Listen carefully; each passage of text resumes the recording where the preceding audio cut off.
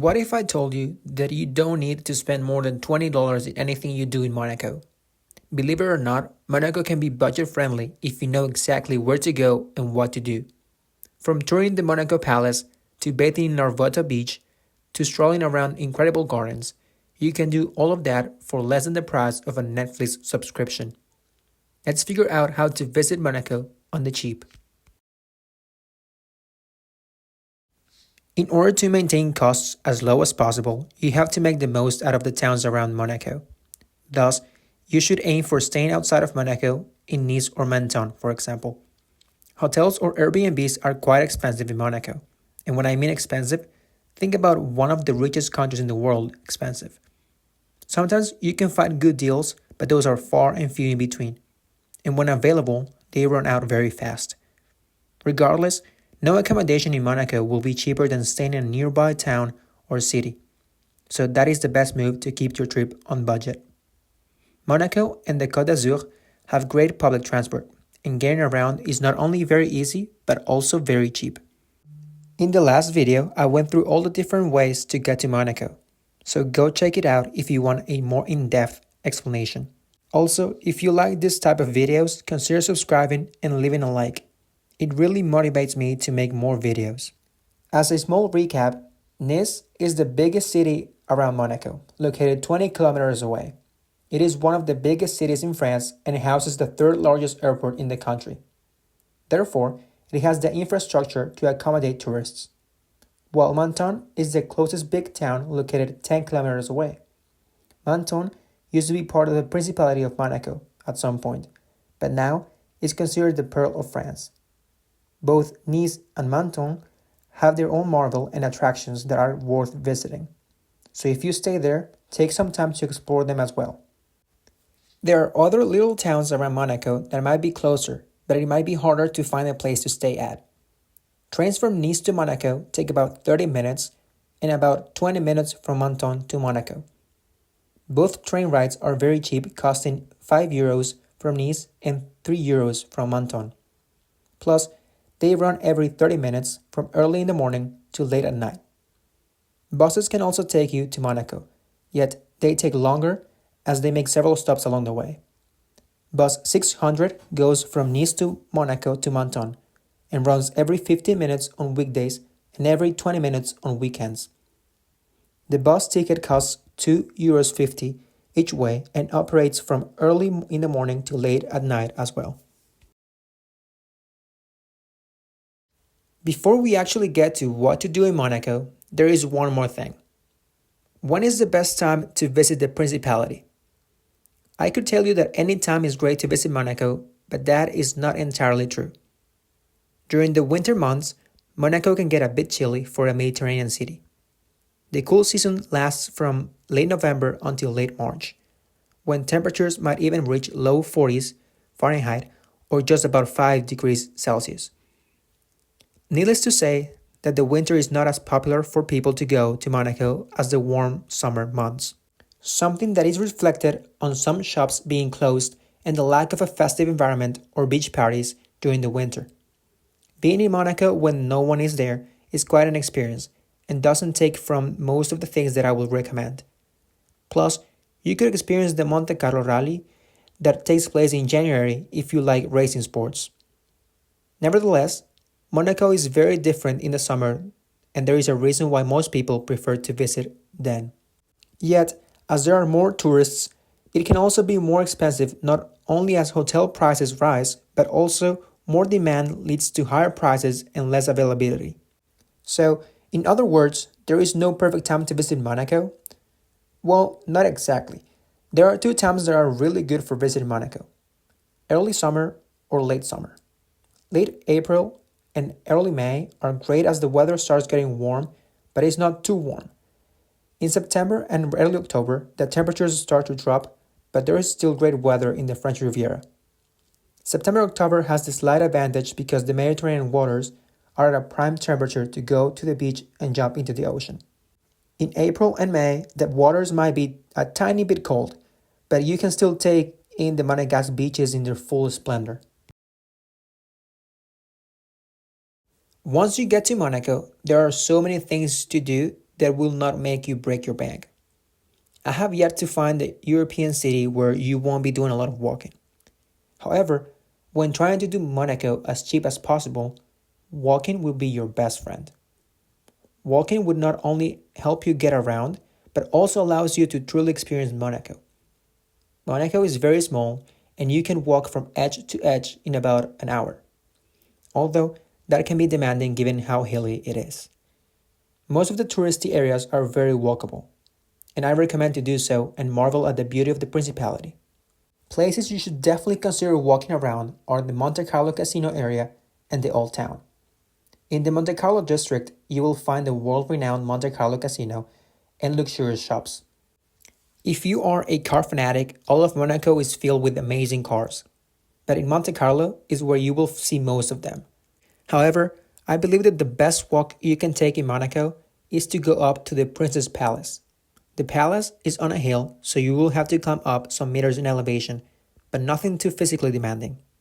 Yet, if you are able to walk it, you won't regret it at all. Speaking about the palace, this is the first recommendation I have. Even though it might not be the most grandiose palace in Europe, it is a great piece of architecture. Built in 1215, the palace used to be a fortress under the Republic of Genoa, and it wasn't until the 16th century when the fortress became the palace we know nowadays. Today, from June to October, the palace is open to visitors. There you can see the beautiful royal courtyard paved in white and colored pebbles and the 16th century Genovese frescoes depicting scenes from the Greco-Roman mythology. These frescoes were discovered in 2013 when the palace was undergoing some renovations and date back to the Italian Renaissance. Also, you can tour the state apartments where the Grimaldis lived and used to do business. Now, the prince still lives in the palace, but the living areas are not open to visitors. These are the hours and dates that the palace is open. Remember, it is not open all year round. A must-do when at the palace is to see the change of guard. The changing of the guard happens at 11:55 a.m. every single day. So even if you visit Monaco when the palace is not open for visitors, you can still see this centuries-old tradition. The ticket to visit the palace costs 10 euros for adults and 5 euros for children under 17 years old. You can also purchase combined tickets that let you visit the palace and the Oceanographic Museum, or the palace and the Prince of Monaco's car collection.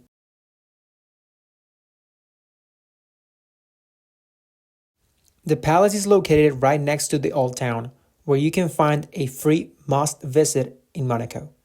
The Monaco Cathedral is the most important church in Monaco and was built where the Cathedral of St. Nicholas once stood.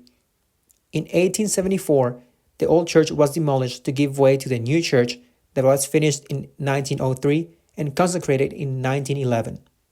The Monaco Cathedral signified a new era as it coincided with the transformation of Monaco into the billionaire's playground it is today. The cathedral has a Roman Byzantine style and houses the tombs of Monaco's former princes and many other Grimaldi royal members. The cathedral is also located in the Old Town area of Monaco, which has many beautiful shops and is full of Monegasque history. Monaco is also known for its gardens. There are several gardens inside the Principality. Despite the vast amount of gardens, there are 3 you cannot miss. In Fontvieille, we can find Princess Grace Rose Garden. This garden was opened in 1984 as a memorial to Princess Grace of Monaco. It is located at Fontvieille Park, where you can also find the Jardin aux Canards, a beautiful oasis in the middle of Monaco. The Rose Garden was commissioned by her husband, Prince Rainier III, as a symbol of the couple's enduring love and their eternal bond. This is demonstrated by a magnificent array of flowers that beautifully contrast with the Monegasque buildings and hills surrounding the Principality. Another garden you can visit in Monaco is right next to the Old Town. The Saint-Martin Gardens are located on the Rock of Monaco. It is a short walk away from the Prince's Palace and the Monaco Cathedral. It was opened in 1816 and was the first public garden in the Principality. There are some nice statues in this garden, and it is a nice place to take a break of all the walking around the Old Town. However, the biggest appeal of the Saint-Martin Gardens is their views over the Fontvieille port and the Mediterranean Sea. If there is a single reason you have to visit these gardens, is to take in these views and admire the nature of the Côte d'Azur. In between the Monte Carlo and Larvotto districts, you can find the Japanese Garden. This serene garden features typical Japanese elements such as a koi pond, traditional bridges, bonsai trees, a tea house, and a Zen garden. As well, it provides a peaceful atmosphere with beautiful landscaping. This garden was created in 1994 at the request of Prince Rainier III, intended to transport visitors to the land of the rising sun without having to leave the principality. The garden is a rich mix of Japanese tradition and Mediterranean culture, as gardeners from Monaco and Japan work together to create this botanical masterpiece. There is one more and probably the most well-known garden in Monaco, but unfortunately it has been closed for a while due to renovations. I'm referring to the Exotic Garden of Monaco, located at the western border of the principality. The Exotic Garden is a showcase of the exuberance, strangeness, and surrealism of nature. It is home to 1,000 cacti and other succulent plants with stems or hypertrophic leaves which store water that have adapted to the Monegasque weather and land. Yet, the biggest attractive are the breathtaking views of Monaco just underneath the garden. In addition, there is a cave that visitors can enter when the garden reopens in 2025. Finally, the best free thing you can do in Monaco is going to the beach. Larvotto Beach is public and located on the eastern end of the principality. It is a beautiful spot where you can sunbathe and dip your toes in the waters of the Mediterranean. The only asterisk is that it can get very busy in the summertime. Summer is the only season the weather and the water temperature allow you to fully experience the beach. Even though it is open all year round, winters in Monaco can get quite chilly and the Mediterranean Sea stays cold from late October up to June.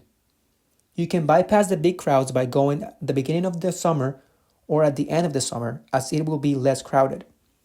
In midsummer, you can go to one of the beach clubs to avoid the large crowds, but they can get a little expensive and many people have the same idea.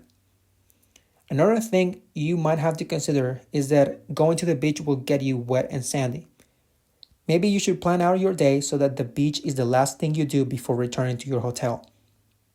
This is because I still believe it is completely worth visiting the beach if you can, but I wouldn't want to walk around Monaco in my wet clothes. Alternatively, you can go to Place des Pêcheurs, but finding a spot there is almost impossible. Many people prefer that beach, although it is smaller and has less facilities to accommodate beachgoers. Even though in this video we saw some ways to save money in Monaco, I am sure I missed other great spots to visit. Comment down below any budget options of what to do in Monaco or other must-dos. If some of these recommendations seem a little bit too much, I encourage you to mix and match some of them and spend a little bit more money on other things. Monaco is one of the richest countries in the world, but that doesn't mean you can't try to keep your visit under budget. Yet, I do think that no trip is truly enjoyed if you don't spoil yourself a little bit. So, if you can afford it, please try to do so. Regardless, thanks for watching the video, consider subscribing and leaving a like. God bless you and have a great day.